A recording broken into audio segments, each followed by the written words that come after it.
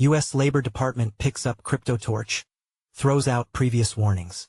The agency had once called for retirement plan officials to exercise extreme care over crypto investments, but it's now withdrawn that elevated concern. The U.S. Department of Labor is reversing its earlier caution about including crypto investments in people's retirement savings, arguing that issuing warnings about the hazards of digital assets failed to maintain appropriate neutrality about what the agency tells investment officials.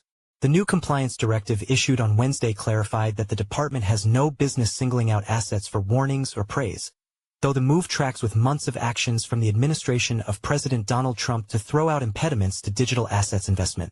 Trump has said he's seeking to be the crypto president. The Biden administration's Department of Labor made a choice to put their thumb on the scale. Secretary of Labor Lori Chavez-DeRemer said in a statement, "We're rolling back this overreach and making it clear that investment decisions should be made by fiduciaries, not D.C. bureaucrats." The department under President Joe Biden had advised so-called 401k plan decision-makers that crypto may be overly risky to count on for retirement planning. The department has serious concerns about the prudence of a fiduciary's decision to expose a 401k plan's participants to direct investments in cryptocurrencies, or other products whose value is tied to cryptocurrencies.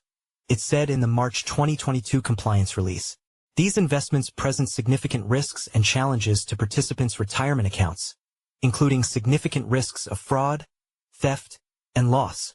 The warning came a few months before the industry leapt into a buzzsaw of shocking failures in which big names such as Celsius Network and Voyager Digital collapsed, leading to the sector-shaking disintegration of top global exchange FTX under a cloud of fraud accusations.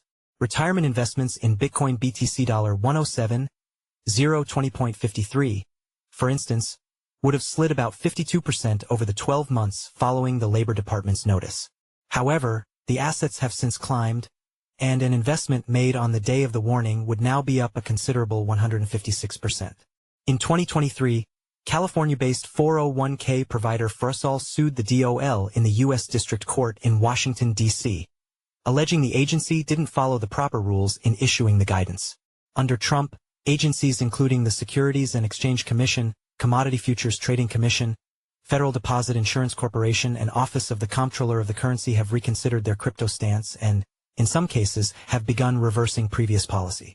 When running for a seat in the House of Representatives, Chavez-DeRemer also received $1.5 million in backing from crypto super PAC Fairshake, though she ultimately lost her race before Trump tapped her for the Labor Secretary position. As the government seeks to make a sharp turn on the assets, Trump and his family have personally embraced the industry for their own business interests. The president recently attended a dinner thrown for the top investors in his own memecoin, while Trump Media and the Trump-tied World Liberty Financial are pursuing significant crypto moves even as the president's administration considers how it'll oversee such businesses. Trump's business ties have been raised as a central sticking point for U.S. legislation to establish guardrails for stablecoin issuers. Jesse Hamilton is CoinDesk's deputy managing editor on the Global Policy and Regulation team, based in Washington, D.C. Before joining CoinDesk in 2022, he worked for more than a decade covering Wall Street regulation at Bloomberg News and Businessweek, writing about the early whisperings among federal agencies trying to decide what to do about crypto. He's won several national honors in his reporting career, including from his time as a war correspondent in Iraq and as a police reporter for newspapers. Jesse is a graduate of Western Washington University, where he studied journalism and history. He has no crypto holdings.